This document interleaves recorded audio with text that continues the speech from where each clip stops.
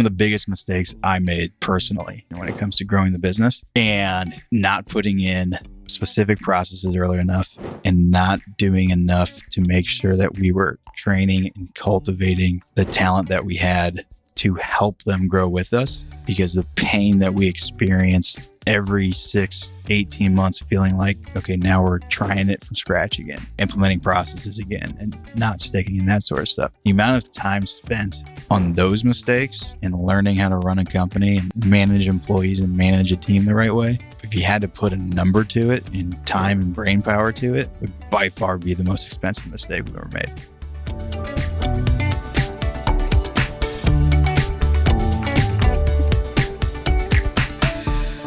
I want you to kind of describe how building a real estate company evolves as you're building a real estate company from the early stages. A lot of people that listen to the podcast either work for real estate companies that are maybe big institutions, or they're entrepreneurs, or they want to start their own.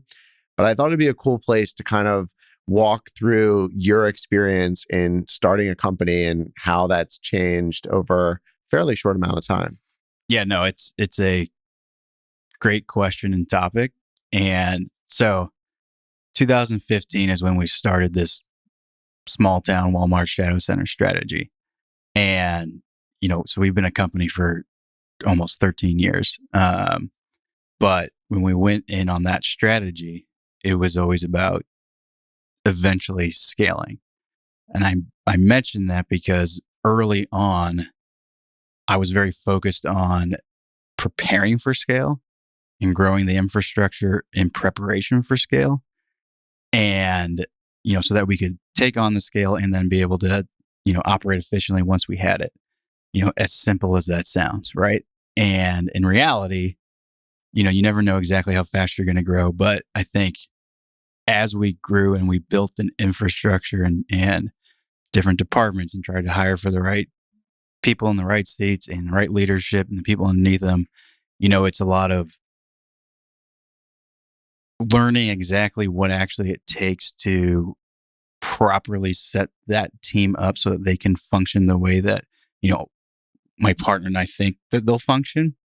And I think the biggest issue that you'll run into is when you have quick growth, in periods of hyper growth, a lot of times people, it's really, are you going to grow with the company or does the company outgrow you? And as we have been managers and, owning this company, we've seen it happen over and over again.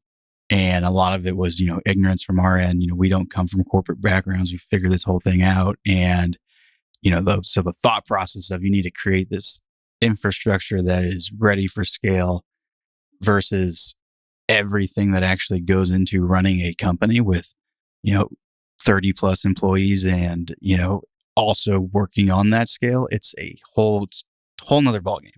It takes a lot of time spent on the operations of the company where, it's taking away from what you originally did best, but at the same time, it's incredibly important. And so as we have grown and we've had many iterations of what our team looks like, what their responsibilities are, what we do in-house, what we're trying to get better at, leveraging outsourcing and being more efficient.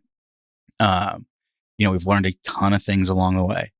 And, what exactly does a COO do? Do we need a COO? Are you hiring somebody that has that experience already and can step in and do it? Or are you hiring somebody that has done everything but that and thinks that they can do it? And we believe that they can do it. But once they get in and we continue to grow, really their skill set for what we needed in that position the year before to the year after is totally different. And so it takes a lot of, time to make those adjustments while you're also trying to continue to cultivate the talent that you have. And so, in those periods of growth, there's so much more time spent on operating the company than, I ever actually anticipated. Knowing that was going to come, but at the same time, it's a lot of work. It's a lot of work when you make mistakes And, you have to even implementing a new system and getting everybody to buy in. Different departments use the same system in different ways. And if you think it's a 6 months process, it's actually an 18-month process. And, all the while in the back of your head, you're like, I just want to go buy deals. And so it's something that comes with the territory, but you may just not be as prepared as you thought, even though you knew in your head, like, we got to have this infrastructure. That's a lot easier said than done. Why do you think most people don't transition from being a deal shop or a deal guy to actually being a real estate investment company, or if you want to be really fancy, firm? Yeah. I mean, I think a lot of it is there's not a right or wrong answer. It's what's best for you and what you're trying to accomplish. A lot of people want to just keep, doing a few deals a year, and that's the great lifestyle and career for them, and they have the ability to do it. And when you keep it small enough, you're doing all that work yourself, but at the same time, that fits what they're trying to do. And maybe a lot of them also probably understand how much goes into it, right? And for us, though, and me personally, what my long-term goals are, knowing that we were always going to scale this asset class, which really allows us to then kind of grow complementary businesses and also be able to focus, over the next 20, 30 plus years on certain things that we want to focus on. Building that company to run the day to day of, this strategy or later strategies, whatever it may be, and run it well so that we can keep growing this company in the way that we want to grow it, but then also allow us to eventually take more of a step back to go focus more on exactly what we want to do. When I say we, my partner and I, but I mean, it's pros and cons to both, there's a lot of people that are 1-2 man shops that, do developments and they're really good at it and they make good money doing it. And they're super happy. For me though, if I have to be in the weeds of everything that we do, like I did 10 plus years ago, that's not fulfilling to me. Right. And I'm not trying to just do deals to make money. We're trying to build a true foundation of a company that can then, fuel what we're going to be doing for the next, our lifetime, and then whatever this company looks like after that. How did you find your way to shadow Walmart strip centers? Yeah, really, really organically. So the quick background is my first internship after my freshman year of college was at Marcus and Millichap. I was going to school in Chicago, but I came home that summer to St. Louis. It's 2010. So the office was 10% full, and my now partner was the only broker in there giving me anything to do. And he found a little niche in selling Dollar Generals nationally. And it was Dollar Generals getting better and better credit. And anyways, found a great, niche there. And then at the end of that summer, he left and started, buying those one at a time. And I stayed in touch with him. And long story short, when I graduated college, I started working for him 2 days later. And so for the next few years, I was right alongside him going to these really, really, really small towns where we were buying existing Dollar Generals or, a handful of Family Dollars, and where those properties and those stores were the center of those small rural communities. And always on the way there, we'd pass through a larger small town, the regional hub, county seat, university town, always a Walmart, always 1 or 2 or 3 strip shopping centers right next to it or right in front of it that had national credit tenants and also tenants that were more discount or service oriented.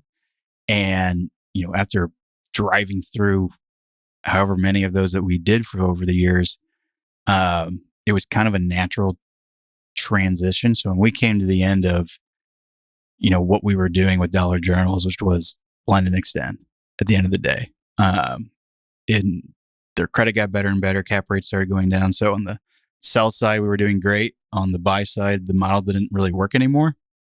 And also we wanted to make a transition as a business to buy an asset class and grow a portfolio of properties that, do well in a recession, just lower volatility, right? So good or bad economy, they're going to keep, going along. And we had the benefit of really understanding and liking small towns. We saw how they all performed and just how the communities kind of performed in smaller markets during the Great Recession.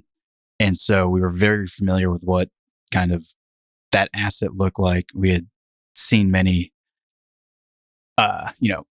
properties on the market over the years and kind of underwrote a few of them when we were in the kind of that transitional period in between Dollar Generals to Walmart shadows. And then eventually, it just made so much sense to us that we pulled the trigger on the first one in 2015. That first property was in Waynesboro, Mississippi. And at the time, again, it was simple for us to understand. And we were so focused on having another very clear niche, and which makes it just so much easier to kind of narrow in on exactly what you're doing. It's faster to find deals. It's faster to underwrite deals. And after we bought a few of them, we saw really like the opportunity that there's hundreds at the time, really there's thousands of these exact properties that all have the same fundamentals. And again, we wanted to build a resilient portfolio, get away from having to do deals to make money. So less transaction-based fees, more, recurring revenue, and do it with an asset class that we believe during the next downturn would still perform. That's the easiest way to explain how we kind of stumbled into it. What makes for a good shadow strip center investment? What are those characteristics that you're looking at? Like if you had a criteria, and I'm sure you do, that you're like just sitting there checking the box and narrowing down the pool of opportunities, what does that look like? Yeah. It always first starts with the market. So we have a very defined box of what our addressable market is. And it has just around over 1,700 Walmart supercenters that are in these small towns specifically. So the Walmart has to be 150,000 square feet or larger, has to be owned by Walmart. They need to do in excess of 70 million in sales at least. And, they need to be the regional draw, the grocery store of that community. And typically that's our average kind of regional draw is about 65,000 people. So those are the first boxes we check.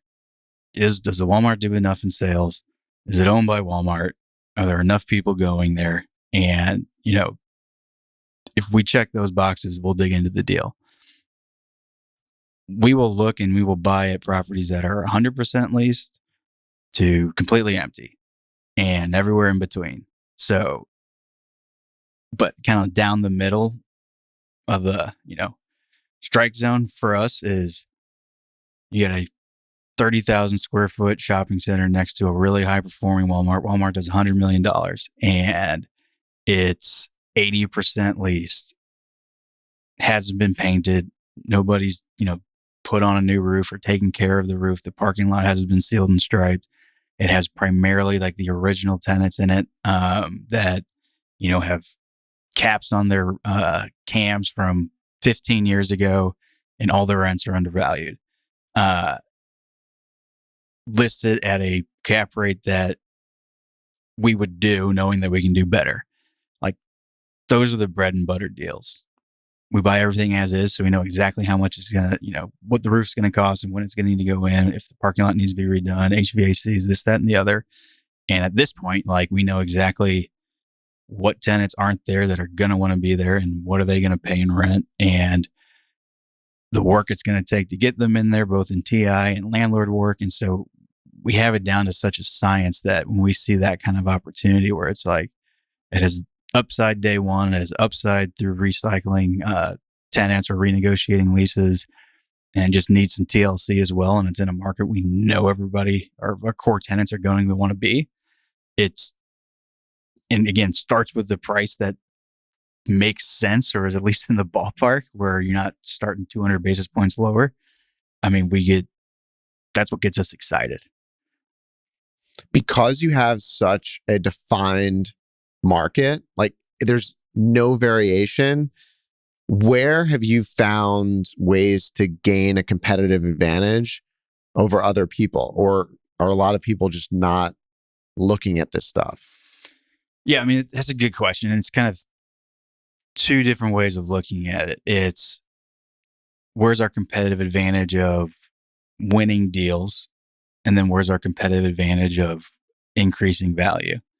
And when it comes from winning deals, we have since 2015 gone to every landlord with a portfolio, every tenant, everybody in the country, the brokers, everybody that has any, place in this space and said, we're going to grow the largest portfolio of Walmart shadow centers in small towns that has ever existed. And it was all a theory and a thesis, but we've now been saying that for over 9 years. And we have the largest portfolio that in our head has ever existed in this specific niche.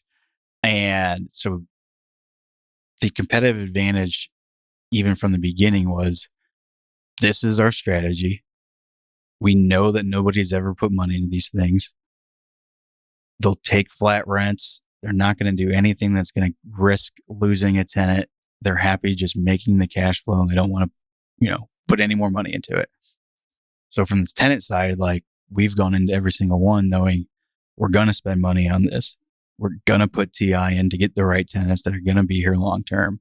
So from that side of the business, our tenant relationships help us find deals, lease deals before we've closed on the property, or even if there's a lease expiring in a year with a tenant that we know that isn't going to be one that we want long term or isn't going to pay the market rent, we have those tenants ready to backfill them as much as possible. So scale has really gotten us a competitive advantage today now with that aspect of things. For as long as we've been doing it, we see every single deal, and most deals we see, we've already seen before. So we get off market deals, we get on market deals, we get what I would consider, locally marketed deals. So they're on the market, but it might be with the local leasing broker and, they're doing their best, but it's not being seen nationally. And so we see everything all and above. I mean, our database goes back again since we started. Any conversation we've ever had with anybody, we buy properties that we put in offers on 3 times in 6 years. But today, the competitive advantage is we are the largest.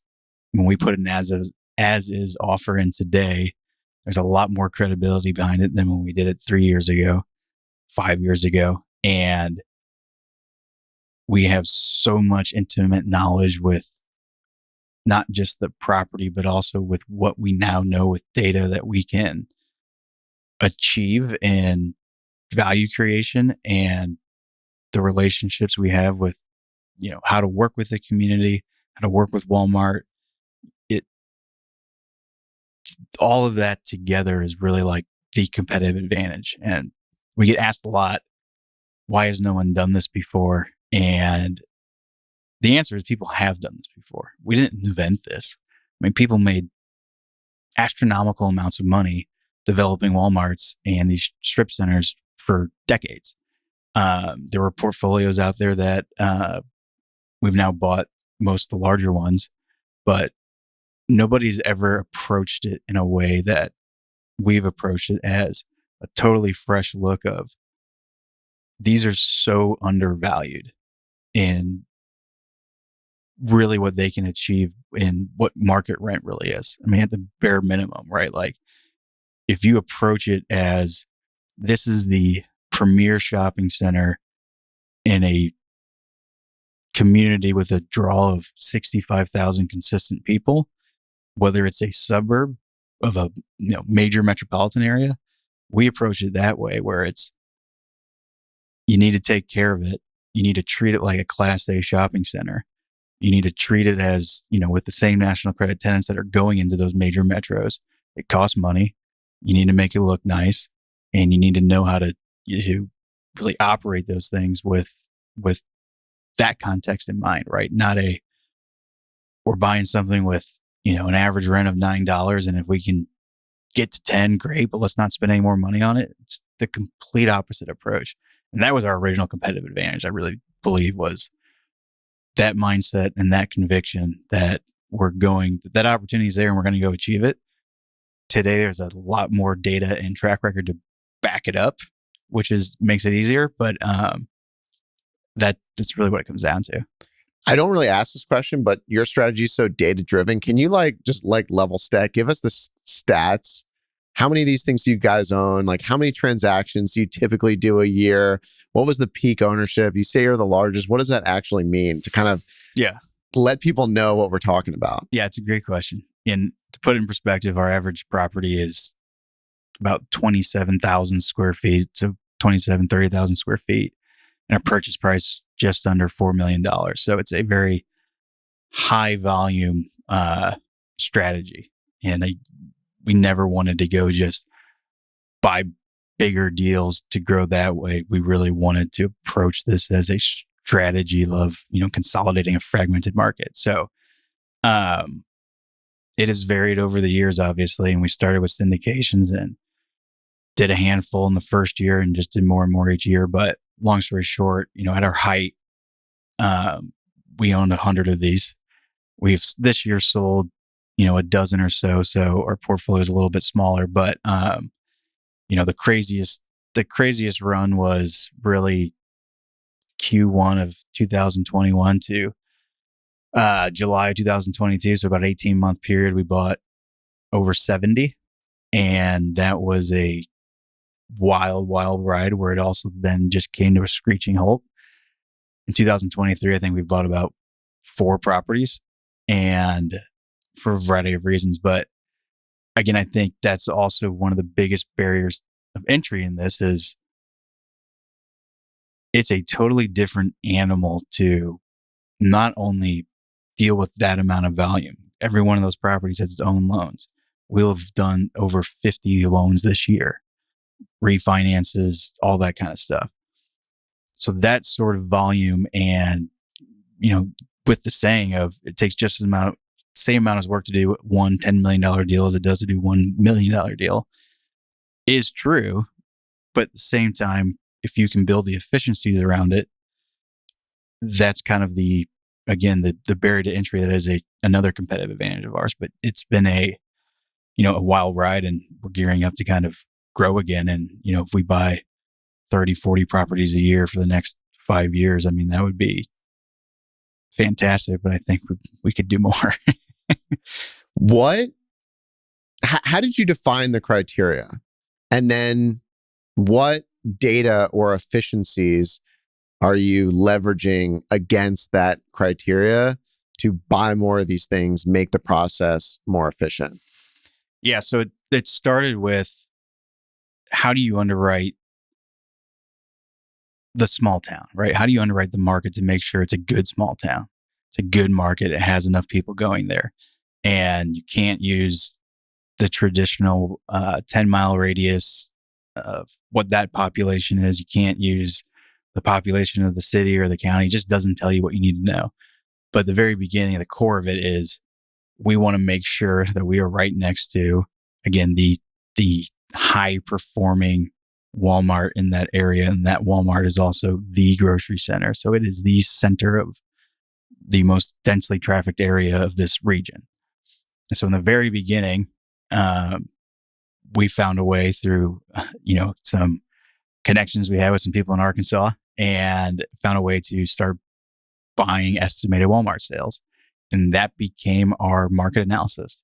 If Walmart did, back then if it did at least 60 million or more, it was a market that we knew the core national tenants would want to go to. And that's a big part of this equation too, is all this goes back to efficiency of leasing. And so we work with the same tenants across the country. So if we know they want to go to a market because Walmart does well enough, then we have a stable of tenants that we know are going to want to be there. And then we want to be the shopping center that they want to go into first. So that was the very beginning. And using that and how we were talking about how do we underwrite a market in the early days, Walmart sales was a huge help. But there's a bigger story to tell. And just, when I talk about the addressable market, which we now can define as 1,700 markets, which is roughly 4,500 properties. There's so much more to it now. So we use Placer.ai in conjunction with our Walmart sales to really be able to get into a lot more specific data than we had before. So, Placer, for those that don't know, tracks cell phone data to provide basically foot traffic information. And even in the very beginning of Placer, Walmart as one big giant, single tenant essentially building, the data worked really well back then. It works very well for a lot more reasons today, but even in the very beginning, it allowed us to get accurate information that really paired up with our Walmart sales as well and help us prove what we were telling people with more data. So today, that's how we're able to say our average market has 65,000 people coming in that true regional draw. And, it's their Placer's terminology of the true trade area, but it's the perfect terminology for us because what is the true amount of people that are really coming to this Walmart, to the center of this town to shop? And when you're able to identify that, it allows you to actually really show the bigger opportunity that small towns have that people don't necessarily think about, and allow us to prove what we were saying as a thesis as to a data-backed strategy. So together, some of the cool stuff that we can do now is we can prove that from our addressable markets, so the Walmarts and the towns that we will go and buy, Walmart does higher volume and higher sales per visit than they do in larger markets. We can prove that there's about 40 something million Americans that are part of our, addressable market. And what I really mean by that is, so we have a maximum trade area.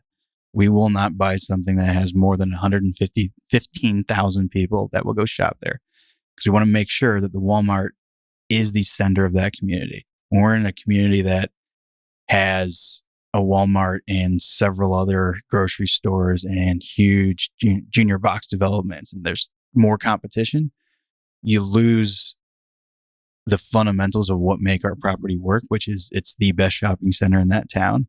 If there's too much competition, then being in front of the Walmart doesn't necessarily mean that you're the best shopping center in that town. So with that maximum trade area is also kind of how we come up with the data of there's about 40 plus million Americans that live in these markets that are truly independent of being part of a bigger metropolitan area that people don't pay as much attention to. And so much more data comes out of that. It's just so fascinating to us. And that's why, in a bigger sense, I've made a document before calling Small Town America the best fragmented opportunity in the United States, basically saying there is a emerging market almost that's been overlooked that's right here in the United States. And it's really going in and understanding what small towns really had to offer that most people don't think about beyond just what we do. But anyways. So you basically find a monopoly, which the Walmart is the monopoly. They're the only game in town. And then you buy the strip center next to it on the assumption that these people have nowhere to go. And if they don't really build any other supermarkets or places, they're going to have to go to the Walmart, and then they're going to go to your place to, I don't know, get a haircut or get a coffee or something like that. Talk to me about why you care about capping it at a certain amount. The reason we cap it is the correlation really is when you go above that amount, 90+% of the time, when you go and you look at that Walmart and that market, it's going to have all that other competition that I talked about. And again, it takes away from the efficiencies that come from knowing that we're buying the shopping center that is going to be the one that everybody wants to go to first from a tenant perspective. So by capping it, it really kind of eliminates us looking at deals that aren't going to fit the criteria of, again, the property level fundamentals that we're looking for. Which goes back to basically like, we want to make sure in a property that we're buying, it's going to be the property that all of our national relationships, that's going to be where they want to be. And it also, again, really helps us narrow in on the true addressable market. And the more narrow you can be on your niche, the easier it is to be the leader in that niche, the easier it is to have a really refined underwriting model, both in the market and, the actual property and the investment. And, we don't want to get outside of that because it takes away from the really clear focus that we have. Our addressable market is large enough that there's plenty of opportunities and we don't need to go kind of expand out of that to kind of grow. The weird thing about these markets is they're rural. So there's a lot of land, but no one's really built anything more than the Walmart and the strip center next to it. How do you think about new supply? There's more of it today than there's been. Primarily new supply is a lot of single tenant. You're seeing more junior box centers being built in like some of the bigger, smaller towns that we're in. The majority of the time, though, they are across the street or, right in that same corridor. And overall, it's a good thing. There are more retailers growing in small towns than I've seen in my entire career, big and small.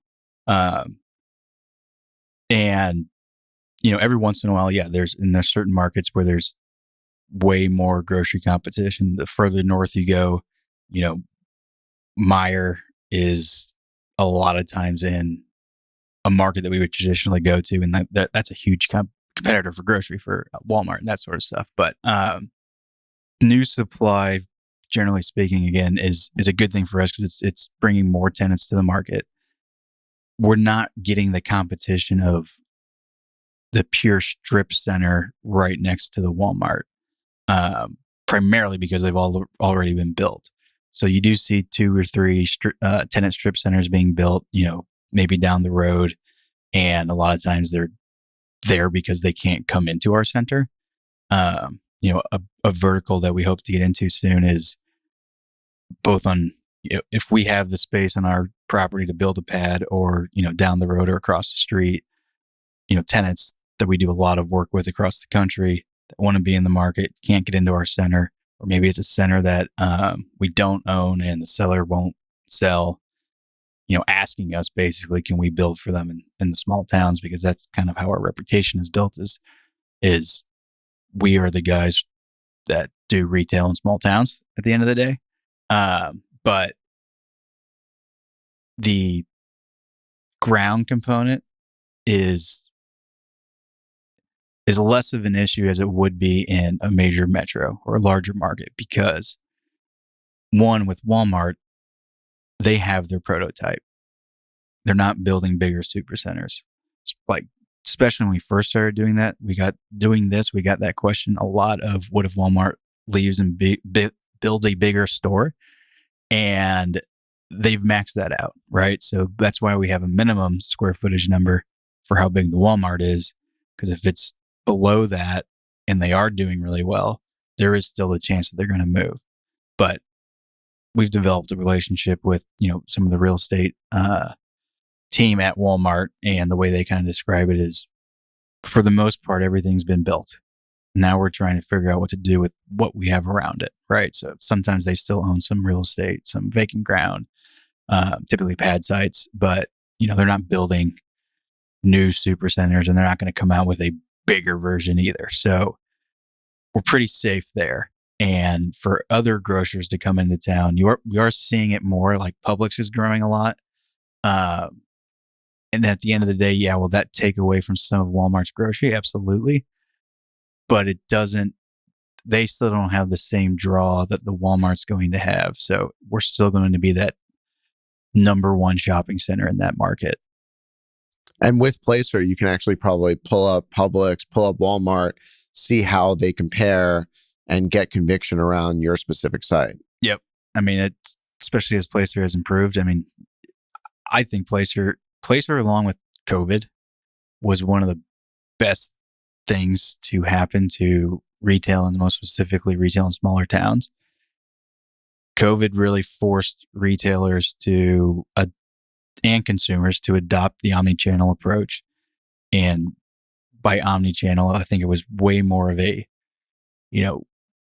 keyword kind of comparing it to e-commerce than today, where I think it's much more practical use of retailers and consumer behavior. How do you need that balance of brick and mortar and online presence? And what does it mean for each retailer, but also like the adoption of it, I think has really been super, super helpful for tenants and for retail in general. Then on top of that, like with data that people have today that they didn't have before. I mean, retailers didn't have much more data to go off of in small towns than we did before. Now they can see things totally differently and know they can actually do well in smaller markets, but also in many cases outperform because their costs are much cheaper. And maybe they don't do quite the volume they do in a major metro. If their volume is, 20, 30% less, but their cost is less than half, they're going to make more money. So that has been a huge thing the last few years, specifically of just, there are a lot more tenants, a lot more national credit tenants, even larger footprint tenants going to smaller markets than I would have anticipated. So that's been a really kind of great thing to see. I wish I could say it's just because of what we're doing in small towns, but I mean, retail in general has been doing really well the last few years. Because your scope is so defined, how have you figured out how to optimize the acquisition process? Like, I feel like since you have it so nailed down, you could just hire a bunch of college kids and give them like 10 grand if they sign a contract and just have them call all these places nonstop because they're probably mom and pop sellers for the most part. Like, what have you done to ensure that you're getting these deals, spending not an inordinate amount of time on it, and then closing them once you have them?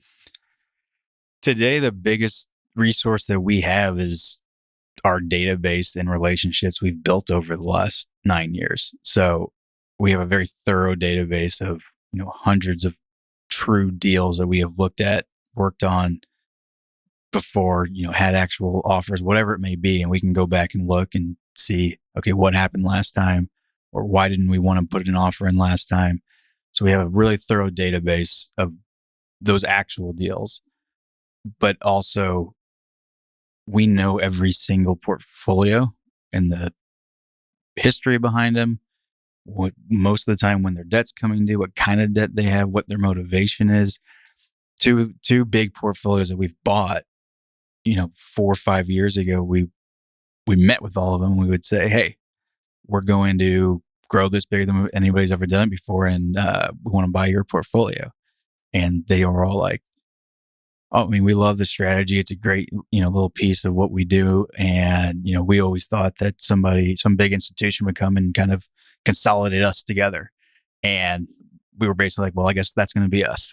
And, but you multiply that over every single guy that owns 1, 2, 3 of these.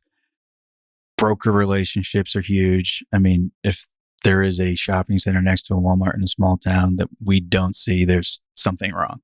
And we do have somebody in-house that is still kind of out pounding the pavement. I feel bad for him because every deal he tries to find, we did close one, is, pricing isn't quite there yet, but we're definitely seeing more things come back. But, when it comes to scale and how do we make sure that pipeline is in place, it is a combination of one at a time acquisitions and, 10, 15, 20 property portfolios and balancing the timing and, again, the history behind those and what are the motivation of those sellers and being in front of those conversations and again, building off of our reputation as well. So if we have never had enough equity for the pipeline that we've had ever. And so as much of all this makes sense as far as how efficient it is and especially the economies of scale and how how that relates to efficiency as well, it still comes back to, can we raise enough money to grow this as large as we are capable of growing it? And that has just been a consistent evolution and, puzzle to figure out. And every stage, it's a different equation. It's a whole different type of investor group. It's a whole different structure. It's some of the most exciting and horrible stress at the same time of, every time we raise money, it's the most money we've ever tried to raise. And again, we are fortunate that we've had the pipeline, but it is a unique type of stress to kind of know what we can go get done and be like, all right, now how are we going to raise the money? So I was at a dinner with a friend of mine who's a famous real estate investor, and his friend who's a hedge fund manager, one of the most famous guys out there. And I was sitting next to him and we were talking and I was describing my business. And he asked me, he's like, so how big do you want to get? And I was like, holy shit, maybe this guy will back me. Like, this is crazy. What am I going to say? So now I'm going to ask you, like, how big do you want to grow this business? What's your goal?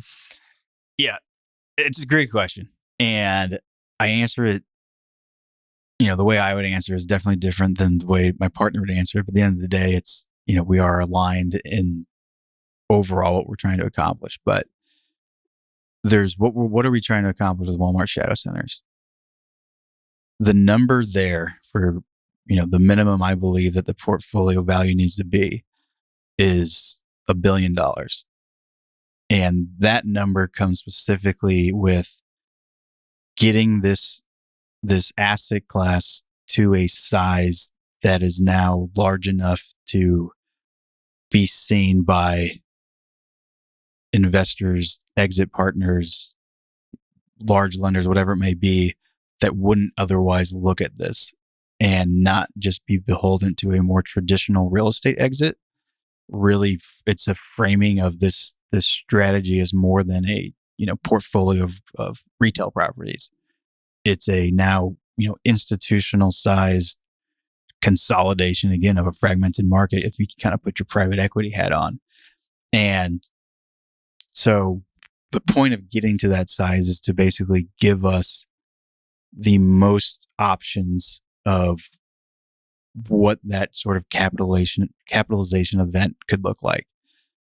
And genuinely, if it was just my money and my partner's money, we would own these forever. And I think there are a lot of ways that we can accomplish, some version of that. But again, that size for this portfolio is what gives us the most options of what a capitalization event could look like. As far as the company, we are not a company that has a goal of being just, let's raise as much money as possible to deploy in as many different things as possible and just be asset managers. Genuinely not something we have any desire to pursue for that purpose alone.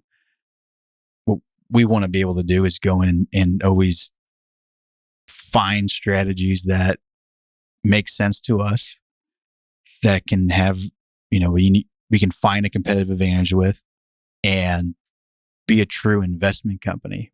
We will always raise money from other people for the most part, but it's not just for the sake of raising money. We're not just going to go do grocery anchor because it's, easily to recognize and people understand it and it's easier to raise money with, and just kind of grow AUM for the sake of growing AUM. That is not what we're trying to accomplish. What we really want to accomplish is having the freedom to go pursue strategies, both professionally and, personally, that are exciting to us, that we can make an impact with, that, complement what we do already and really build off the platform that we've built with really Walmart Shadow Centers, which is a large portfolio of cash flowing assets that we believe have decades of runway to continue to be resilient sources of cash flow that can help us, do complementary things and other things that make sense, with what our company does. I want to talk about the offshoots, but before we get there, can you hang on why a big institution or a REIT is really interested in buying something that's like fucking impossible to put together because you got to buy $104 million things and go to all these markets that are a pain in the ass to get to and no one wants to get there. Like, can you talk about if you somehow figure out how to get this big bucket of those things that are really hard to put in a bucket, why that would be valuable? It's a great question. And it's a theory at this point, right? But what I always liken it to and how I view it is there are so many private equity strategies that are exciting to large private equity companies because of the fact that they are fragmented industries that are, small companies that you cobble together that are somewhat mismanaged or could gain more efficiencies and profitability through consolidation and efficiencies across the board. And the irony to me is that is what everybody's looking for. Like, they get so excited when they hear that, oh, you're going to buy $1 and $2 million veterinary clinics across the country and put your, name on it and professionalize it and increase your, EBITDA 20% a year, blah, blah, blah. And now you've got 1,000 and we can continue to grow that and do 3,000 more. That's amazing. And to me, it's the exact same thing. That's exactly what we're doing. The product and the strategy is it's real estate.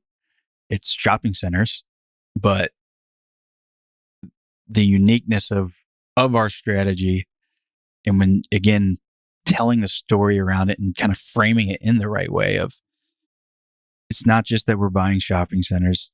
It's not just that we're buying them next to Walmarts. And it's not just that we know how to add value to those with scale. It's also, we've now proven and unlocked basically this huge addressable market of this hugely undervalued asset class that we now have really kind of down to a science shown how we can add value, and also been able to prove that the fundamentals, even of the markets, are significantly better than people would think. Like, going back to like Walmart's performance in these markets versus, larger markets, says everything you really need to know.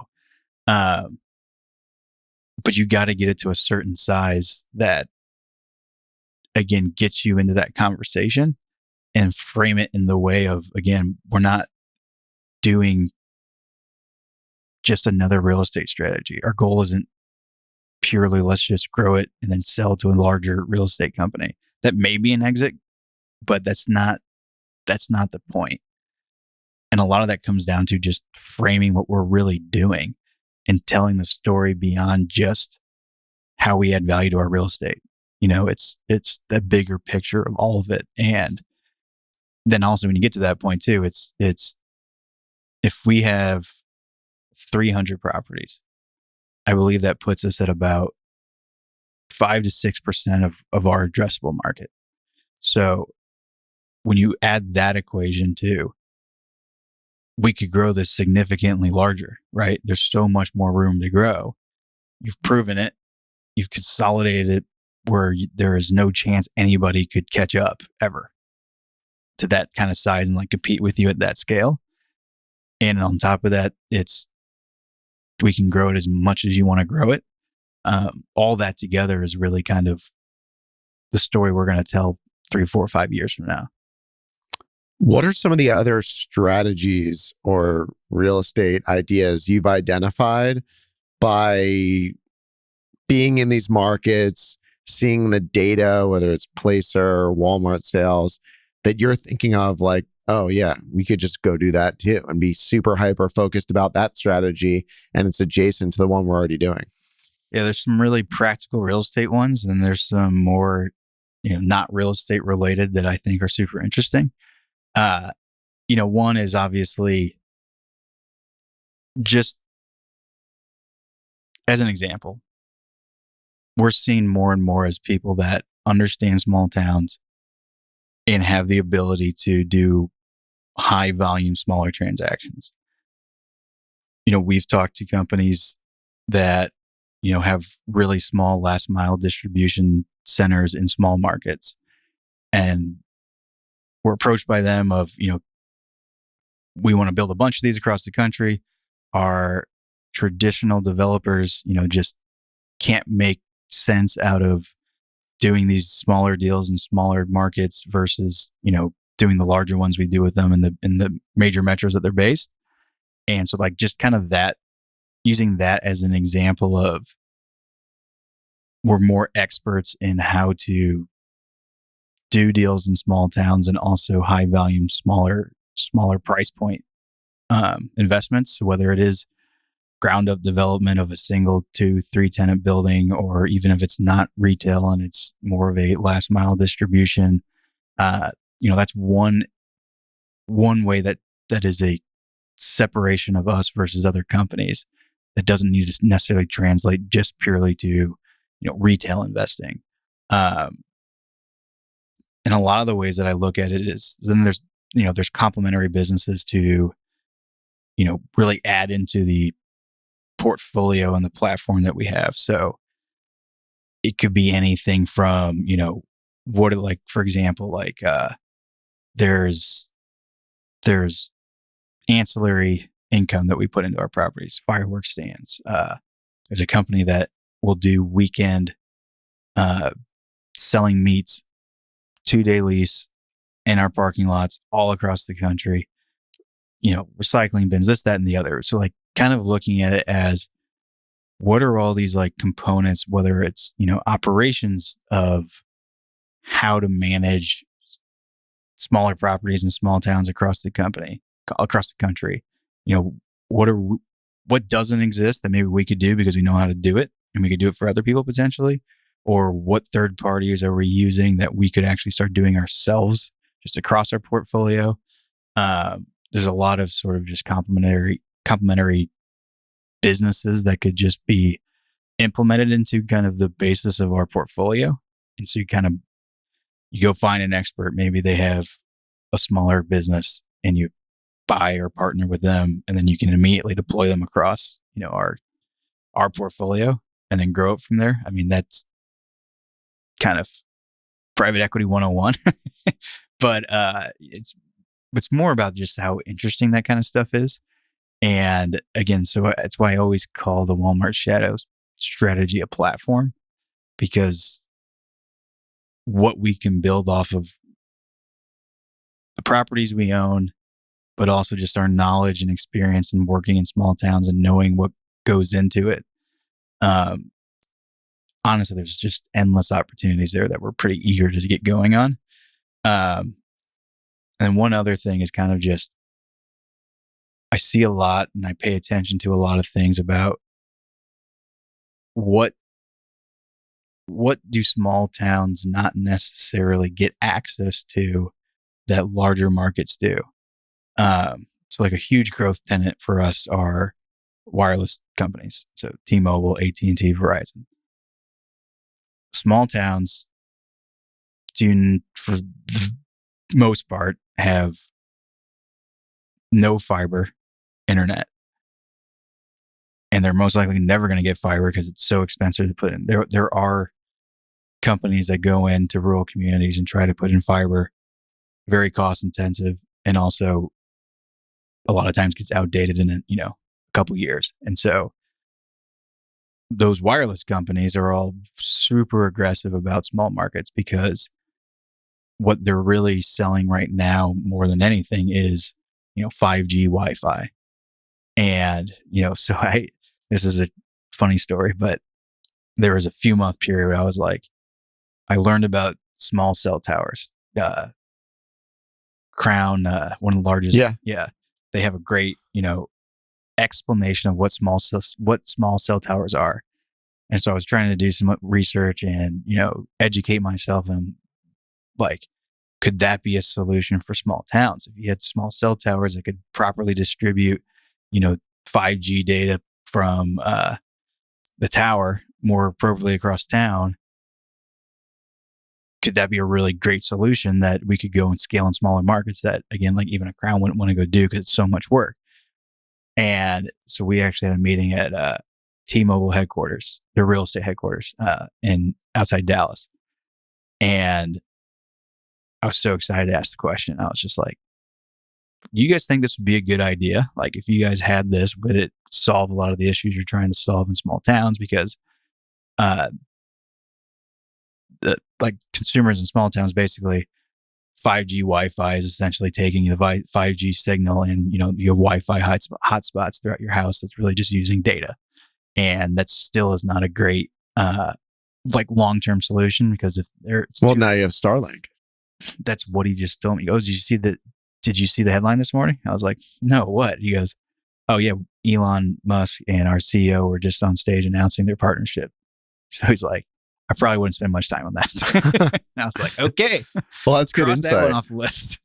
But I gotta feel like there's, this is a bad example. Maybe in these rural small towns, everyone's driving pickup trucks today, but like even Tesla superchargers or using pad sites. Like if you had a company that wanted to open up 100 stores of a new coffee shop, you could be like, hey, what's up? I have 100 little rural sites that you could pad out and just blow it up. That's exactly it. I mean, that's a way simpler way of explaining it than I was just explaining it. But I mean, even that is what we're already now doing with just normal tenants.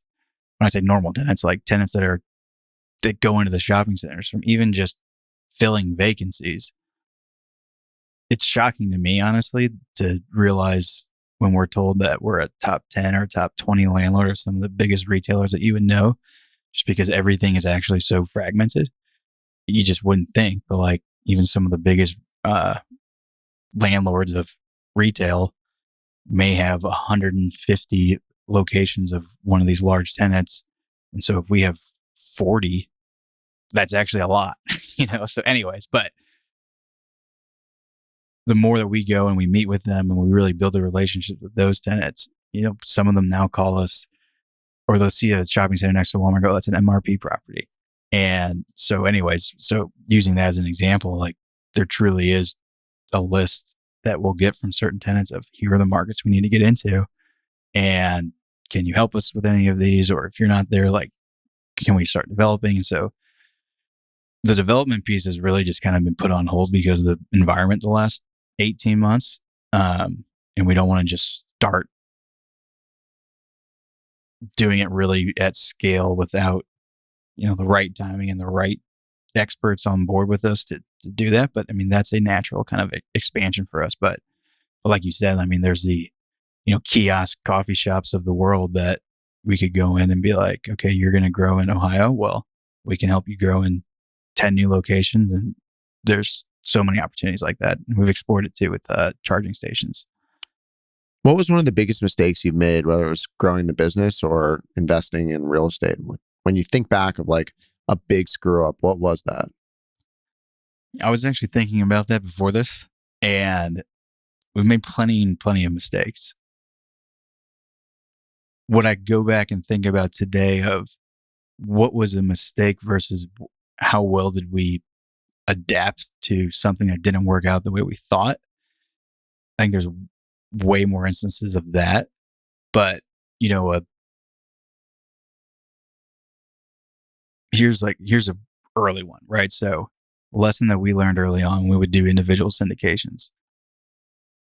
If we got it wrong when it came to how long a roof is going to last, and we didn't raise enough equity in the beginning to put in reserves to replace a roof and redo the parking lot and everything we did,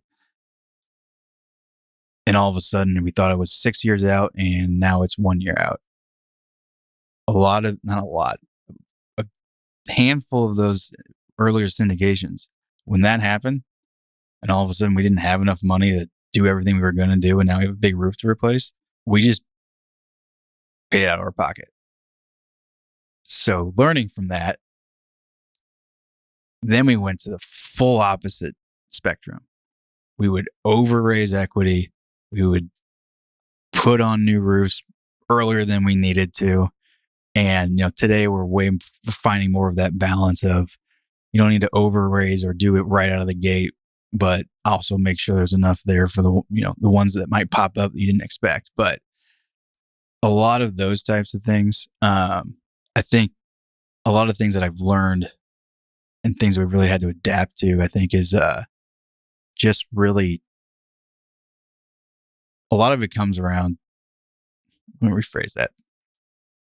One of the biggest mistakes I made personally was going back to the start of this conversation when it comes to growing the business and not putting in specific processes early enough and not doing enough to make sure that we were training and cultivating the talent that we had to help them grow with us, because the pain that we experienced with turnover, both with people who had left and people that, we had let go for certain reasons, all of that together to be, every 18 months feeling like, okay, now we're trying it from scratch again, implementing processes again and not sticking in that sort of stuff. The amount of time spent on those mistakes and learning how to run a company and manage employees and manage a team the right way probably has if you had to put a number to it and time and brain power to it, would by far be the most expensive mistake we've ever made. But again, it's just, it's how you learn. I've hesitated on like some of the biggest mistakes because there's been costly things that we've done that I truly don't look at as a mistake, but more as something that we believe was the right course of action. And when we recognized it wasn't, we switched gears.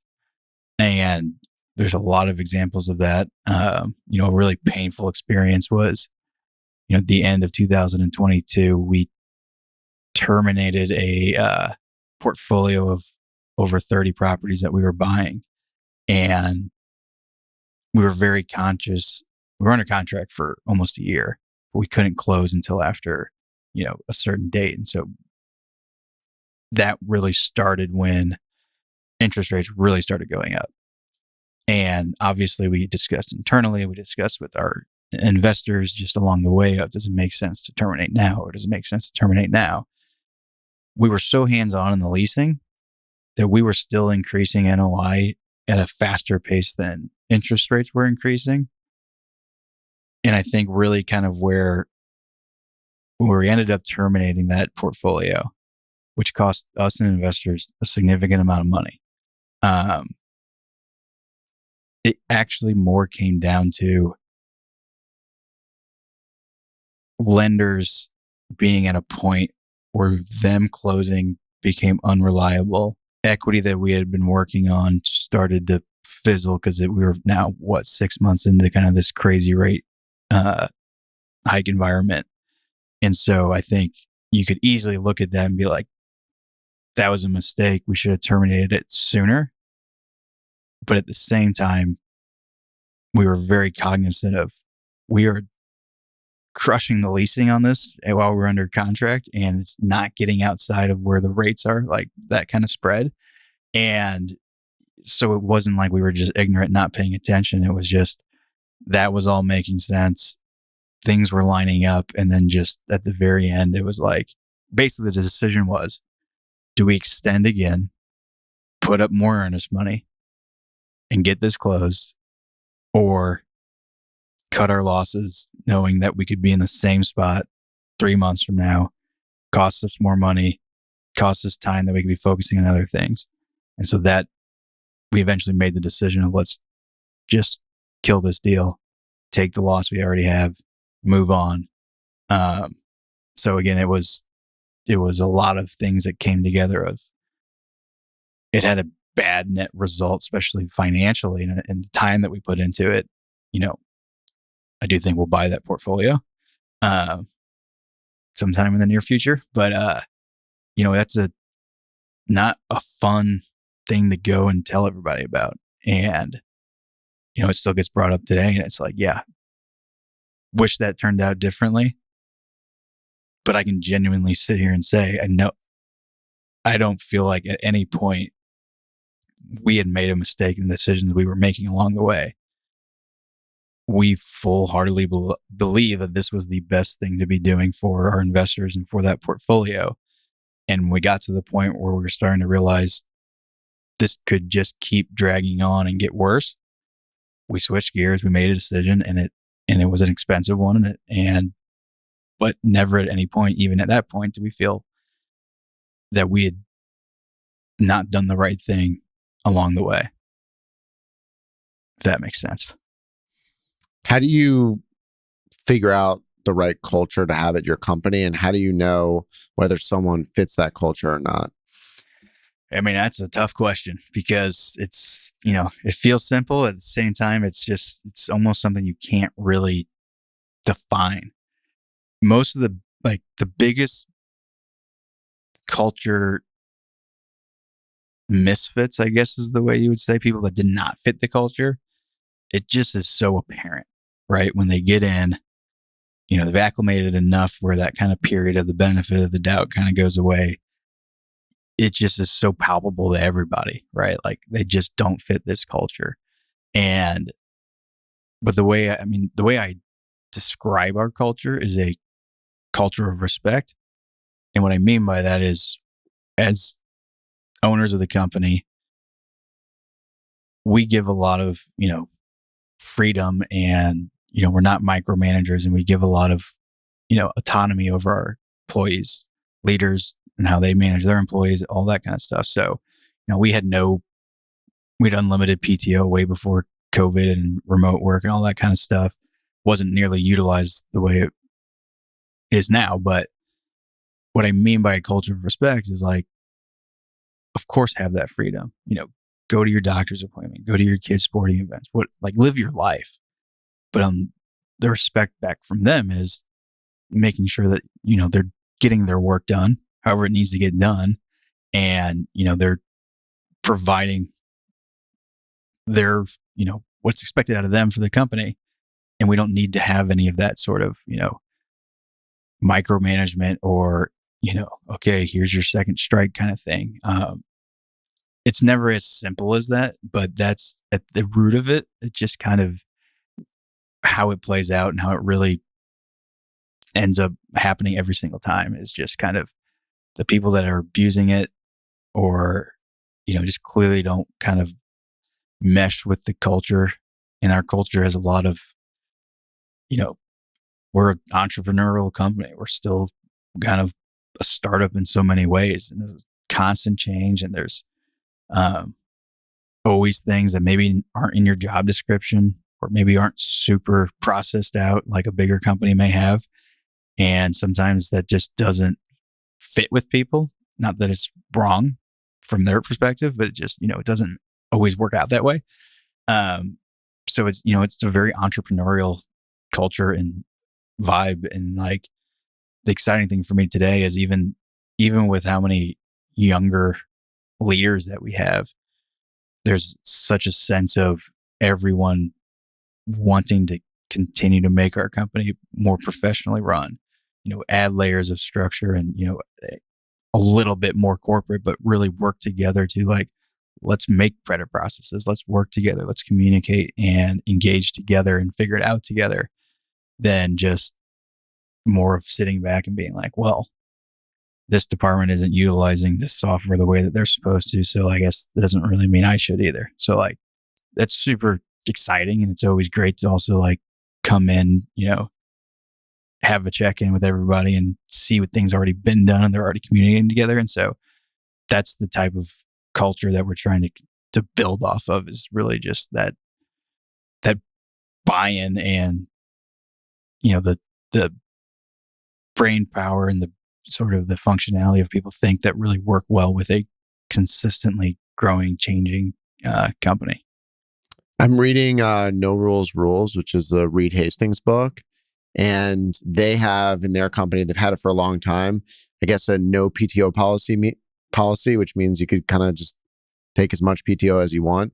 Can you talk about that process in your company and why you guys don't have it and how it's working and how you've figured out how to make it work for you, or why it's not working if it's not? I haven't figured out anything. I'm always figuring it out. But every time it becomes a problem, every time there's someone or a handful of people that may be abusing it, and we have a conversation around, do we need to implement something more structured and, get away from unlimited PTO. Every time we do that, we come across the names of the people that do it the right way. And we're like, we do not want to take that away from those people because some people are not, following it the way that should be followed. So in those instances, we always come back around to going back to the leaders of those departments, of all departments, and being like, make sure that, you and your team are communicating about when they are going to be working from home, when they are going to be PTO, and just have communication around making sure that you're not all gone one week, right? Like for some reason, all of accounting ends up being gone, right? And it's like, communicate within your team ahead of time and also just be up to date. Like if you are working from home, like make sure that's on the calendar versus PTO or out of office, because if we don't know, people are going to reach out. But if you're actually on vacation, we're not going to reach out to you. So it just always kind of comes back to just reiterating sort of communication and following it the right way. And the more clarity also that we can bring around people's roles and responsibilities, the easier it is to know if they're doing their job or not. We don't want anybody working 60, 70, 80 hours a week, because of inefficiencies within the company, right? So if one week somebody's working 30 and the next week it's 50, but they're getting their job done, that's all we need to know, right? And so the more clarity there is around that, which is always something we can improve on, that is how I think you kind of solve the uncertainty of are people doing their job or not, whether they're in the office or not in the office. How do you know? How you solve it? Well, we don't have it yet, or I shouldn't say yet, but we don't have it. So how do you know if it's not? Well, if it's not working, that's obvious. But then what do you do about it? Because you're like, well, we don't have a PTO policy, but you're clearly abusing the policy that we don't have. So see you later, you're gone. But I would guess if they're abusing it, they just suck at their job too, because they're probably not doing other things great as well. Yeah. And that's kind of why I always go back to like,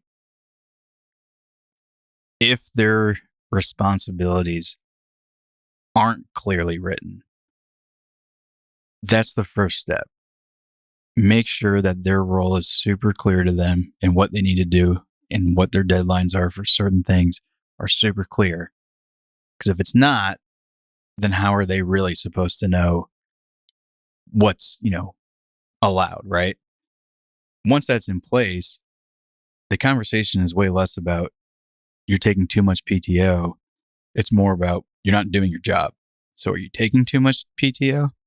Are you not really working from home when you say you're working from home? So it's less about the policy and more about, are you doing your job? Way easier said than done. But that's how I think about it, because just getting rid of it or making people have to really, keep their time and that sort of stuff isn't solving the underlying problem. And it's only disrupting the employees that are really great, that really appreciate that flexibility. So that's my approach to it, high level. How do you build a culture with people that aren't working in the office? And what are the things that you guys do to bring people together? So all of our employees work in the office. And today, that's not a conscious choice. The last couple of years, we've really explored whether it's opening a second office or having more remote people. And it is 100% going to be part of our near future, because both from just where our portfolio is nationally and also, wanting to attract talent from certain cities that really have a great, depth of that talent. So it's something I haven't had to really experience yet, but I've thought a lot about because we've explored it a lot. And a lot of it, I think, is, I guess my biggest apprehension is just the initial culture, right? So if it's especially from more of a senior or a management position role, how do you get them into the culture at first? And then, it's a lot easier then for them to be more remote once they've already kind of acclimated to the people there. That's the part where what does that kind of like onboarding experience look like, especially in the beginning where it might be one person versus, starting more of an actual like separate office down the road. But I think that's the key to me, is just you have to have personal in-person interactions, especially heavier in the beginning to, I think, understand the company, understand the culture, especially understand your team. And then once that's more cultivated, it's a lot easier to then be able to move remote and have some of that continuity and relationships with the people you're working with every day. I want to kind of close with how you raise capital and how that's changed throughout the company's lifetime, and maybe where you're really leaning in on, like where you think the future of your capital raising efforts is going to go. Yeah, it's always been an evolution. So we started genuinely both in Dollar Generals and also even when we started Walmart Shadow Centers, individual syndications, $10,000 minimums. My partner and I do not come from, wealthy families. We don't come from corporate backgrounds. We had no idea what we were doing. And obviously he taught me from what he was learning himself, but $10,000 minimums and just passing the hat around every time we had a deal. And so, with the shopping centers, that equity raise was bigger every single time, and, still kept the $10,000 minimums, but there was always kind of an evolution of trying to get larger investors. And then it was really kind of starting in 2018 when we were doing either larger transactions and larger portfolios and that sort of stuff, where we started to really get into exploring other ways to raise money. We've done it in a whole lot of different ways. So we went from syndications to a fund structure, and a big part of that decision was way more about efficiencies than raising money from different types of people. With our unique strategy, we want to own properties that could be 100% leased or, completely empty. They all make money in different ways, but when they're together, you can do a lot more of those deep value add deals than you can just if they're on their own. And on the flip side, you can buy really great properties that may be more stabilized, but still have a ton of value to add over 5 years. It's just a slower access to that value add. That was the first and primary reason why we wanted to do more of a fund structure than continue to do syndications, was just to get that efficiency. But with that came, obviously, we need to raise more money. And so it's getting more out there and aggressively expanding our network of high net worth investors. We experimented with a group that more of a fund of funds. 2 weeks before one of our biggest closings in that fund, they had not raised any money, and we had to get really creative and raise $7.5 million in 2 weeks. Wow. That was an interesting experience. It worked out for investors. We increased the pref and got creative, and, I had some good mentors that kind of helped me think through what you need to do to get that done. But what was that? What'd you do? We increased the pref, and then we basically came out also with a convertible note with a higher rate. And basically we knew the portfolio could support it all. And ironically, the convertible note versus equity, although it's more expensive up front, full cycle paying those off is a lot higher return for the equity invested, right? And of course, if you can pay it off. Right. So that kind less of equity. In the beginning, obviously paying really high amounts of interest to both pref partners and convertible notes is a lot, but at the end of the day, when you execute in the full cycle, it's why we did it in the first place. But we put our back against the walls a lot of times. And, then we started really getting more into family offices, and we've had great experiences with family offices, some that have come in and, we negotiated or we're negotiating them being a larger anchor in the next vehicle. But maybe it was a different structure than we really wanted to go down. And so we explored other ways. But, every single time it's been finding the right group that wants to be an anchor in a structure that we believe is the most conducive to what we're trying to get accomplished, but also kind of fits what they're trying to accomplish as well. My biggest thing, I think that, and where we are today and how we think about it going forward is, one, we've gotten to the scale that I call the inflection point, right? So going back to the how we want to have our business structured and the strategy of our actual business of being less transaction fee based, more residual income, and the economies of scale that kind of come with that. Like, that's the inflection point that I talk about. So the amount of properties we own, even though they're still in some old syndications, in a fund, and now in this private REIT that is our most recent vehicle and our active vehicle, we're at that inflection point, which is great. But you always got to look at what's realistic today, what's changed, and what are we trying to accomplish in the future, and what is achievable. Now, what I mean by that is, like we were talking about, how much we buy in a year, right? And I was telling you at lunch, it feels like we're, in a bumper car course, right? Like, moving forward, then you get hit and you stop, or you get sidelined, then you start going again. And so, like, the last year, going from a 18-month period of buying over 70 properties with even more under contract to we've bought 3 or 4 properties in the last year. All that in consideration to, how we structured our REIT to be in the beginning to really how it functions today in this environment, and looking forward to how much money do we really need to raise over the next few years to kind of get to that few hundred properties, $1 billion kind of valuation in 5 or so years.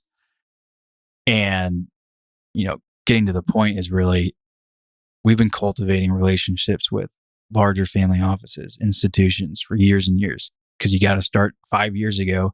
They have to watch you, and you can't ask them for money back then. And you got to just go into it knowing that you got to keep them updated, keep the relationship going, see them every once in a while, and, let them know what you're up to. And, that's how you start building that trust. And so for the past year or so, we've been looking at bringing those types of investors in.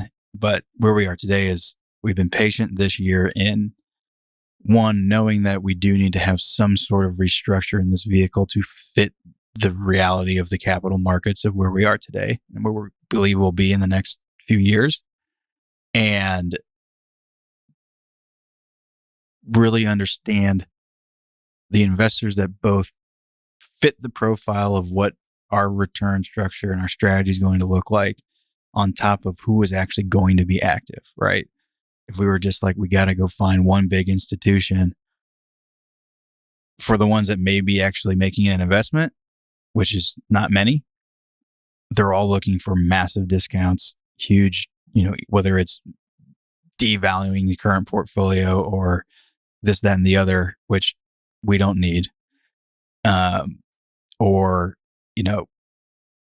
they also want to buy half the company and all this, that, and the other, right? So, like, you can start, I've been out kind of the last few months taking the spectrum of what could be a, strategic investor and narrowing it in on it's a combination of what does the world look like today? What do those different investors' profiles look like today, and what they may look like over the next couple of years, and narrowing it down to what fits what we're trying to accomplish and what's realistic. And then with LPs going forward, it's, in my opinion, for what we do today and the amount of money we need to raise over the next few years, we're very structured in a way that is most geared towards that traditional high net worth investor. And in reality, for the amount of money that we need to raise and where the markets are today, it's not a reliable source of new equity alone to kind of build our strategy off of. So we know we need to make some adjustments there. So it's more about finding, with the right, strategic partners and anchors on the front end, kind of help create that restructured vehicle that caters to investors that, again, fit our profile. And I think it'll be a lot more, there'll be high net worth investors, but also, the right family offices and pension funds and people that we're not asking for $20, $30 million checks from, but for people that, like the combination of current cash flow and also a clear way to make a good return and a clear path to make a great return. So low risk on the downside, but a lot of opportunity on the upside. And, kind of be part of what I think is the most opportunistic period for us to execute on this strategy, which is the next few years, where I think we'll have the most opportunities at the best prices we've seen in kind of the course of this whole strategy. But anyways, I rambled there for a bit, but the lesson that I have learned over the years is you don't have to rush it. You don't have to fully just fit a model that everyone's telling you need to be. But at the same time, we don't need to make it more complicated than it needs to be. And we've done all those things in the past. And so now it's really, okay, we know we just need to go execute for a few years. We know that there's the right capital out there for us to go do that with. So let's find that blend of what our structure needs to look like to just be able to go and raise that money. And we have never, ever had equity lined up to draw on. It's always been deployed the second we've got it in the door. And so that's a part of it as well, is really like making sure that we go in with the right investors, kind of have that ability to kind of provide us that efficiency to go take advantage of what will be the most, I think, exciting few years for us to grow the strategy. Jordan, I asked all the guests on the podcast the same closing question. And that's, what's your favorite hotel? What is my favorite hotel? Honestly, I think it's the St. Regis in Aspen. And there's more sentimental value to that than just how great that hotel is. My wife and I got married in Aspen, and, it's an amazing hotel, obviously, but we spent so much time going there, not just for our wedding, but just Aspen has no other meaning to us other than that's where we really met. And we like to go there. We don't have any family ties there or anything like that, but the St. Regis specifically is just where we love to stay. And runner-up would be Esperanza and Cabo. Great. Two choices. Aspen's a home run, one of my favorite towns as well. Actually, interesting story about the St. Regis. I don't know if you know this, but they tried to take the St. Regis public, just one asset in like a REIT model type of deal, and sell shares. And can't remember if it worked or didn't work, but it's an interesting story. Just that St. Regis? Just that one asset. Interesting. Yep. That is very interesting. So you could have bought it. Yeah, there you Maybe go. you can still buy it. I forget what happened, but thanks for coming on the podcast. It was a lot of fun. I really appreciate you having me. It was great conversation, great getting to know you. Hey everyone, it's Jake here. Thanks again for joining me on this conversation. Be sure to subscribe on Apple Podcasts, Spotify, or YouTube. Lastly, don't forget to follow me on Twitter @JWurzak. I'll see you in the next episode. Jake Wurzak is the founder and CEO of Dove Hill Capital Management. All opinions expressed by Jake and his guests are solely their own and do not reflect the opinions of Dove Hill Capital Management.